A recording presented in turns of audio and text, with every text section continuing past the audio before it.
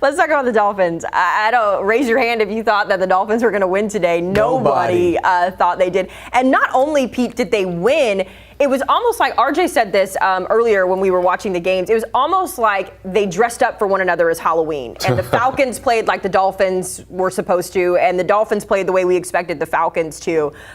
Pete, as our Miami fan here on set, what'd you think of Tua Tagovailoa's swollen eye and the Dolphins winning today? Well, he plays better with one eye than Apparently. he does with two, I guess. I mean, look, he was good, and the Falcons were not. And I don't know what's happening with that defense. They were missing a couple guys, but it shouldn't have mattered that much. But the thing that bothered me most about this game was Miami's run defense has been awful, with a capital A. And Bijan, how do we say it now this week? Bijan. Producer Jack says it depends on if he had a good game or not. So if he had a good game, it's Bijan. If it was no good, it's Bijan. Well, he's Bijan today. He only carried the ball 9 times.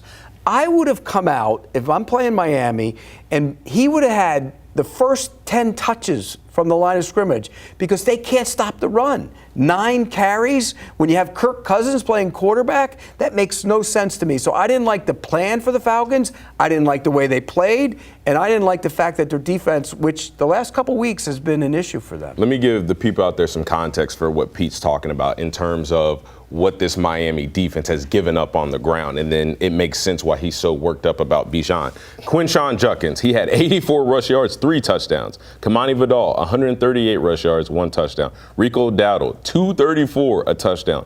Breece Hall, 111 yards. James Cook, 118, a touchdown. Ramondre Stevenson, 142 yards. And then you look at Bijan with 14 yards on 9 carries, and you're just like, question mark, question mark, question mark. This doesn't make any sense. So to your point, Pete, terrible game plan, especially when you don't have Penix, especially when you've got Kirk Cousins. You have to depend on your best player.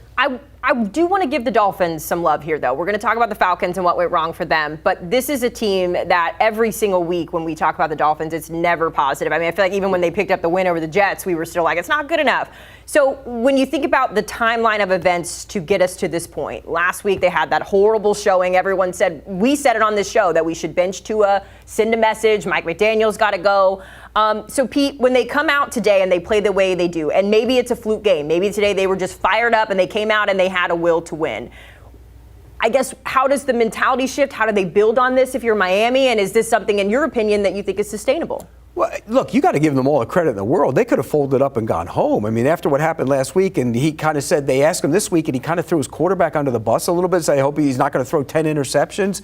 And so he came out, the quarterback played well, the team played well, and the fact that they were ready to play on the road, that can be an environment. You guys played in the league, you know, you go to an environment like that, sometimes you look around, you go, well, what are we doing here, you know, and they responded. So props to them. Let's see if they can build on it. That's the biggest thing. One game does not decide anything. Build on it. Show more. Tua needs to continue to play like he did today, and Mike McDaniel needs to continue to coach like he did today. Then maybe they can start winning some games, and maybe they can save some jobs. Yeah, and I'll say this in terms of the Dolphins' performance today. You were 3 for 5 in the red zone. You didn't turn the ball over. Right, and that's what's plagued this team, the amount of turnovers, particularly from Tua, the amount of turnovers that have come, and they only allowed 1 sack on the day. And so that usually leads to some type of success, especially with an offense that has explosive playmakers, right? That you have more time to get those guys the ball. But then this defense that has been an issue for the Miami Dolphins organization, they held the Falcons to 2 of 11 on 3rd down, and the Falcons only ran 49 plays. So it's really hard to get anybody going when you only have the ball for 49 plays. So to Pete's point, let's give the Dolphins their credit.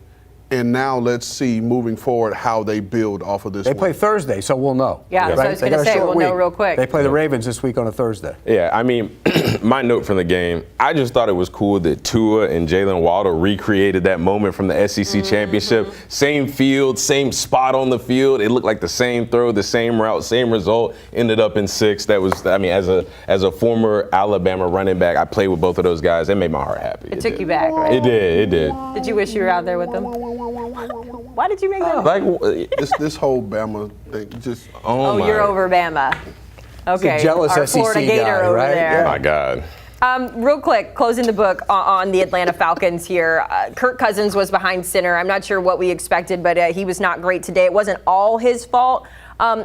Concern level, Pete, when it comes to the Falcons. I think they said Michael Penix, if it was a playoff game, he would have played. This was more precautionary than anything. It wasn't like he played well the last time out against the 49ers. Yeah. I mean, he's had some games, the Carolina Panthers game, he's had some bad games. And this team has been up and down. They look like at times they're going to be a really good team, and then they get back down. I think this is about who they are. And they're not a playoff team. They're not catching Tampa Bay in the division, and I don't think they're going to be a wild card team. So I think this is one of those years. Forget about it. You got to worry about next year. Yeah, I was going.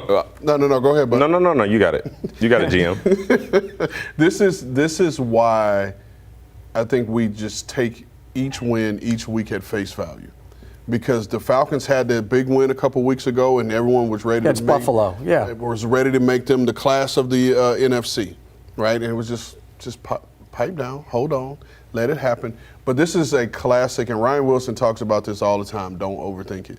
This is a classic case of overthinking it. You have one of the better, I'll say one of the top 5 players in the league on your football team in Bijan Robinson. Just give him the football.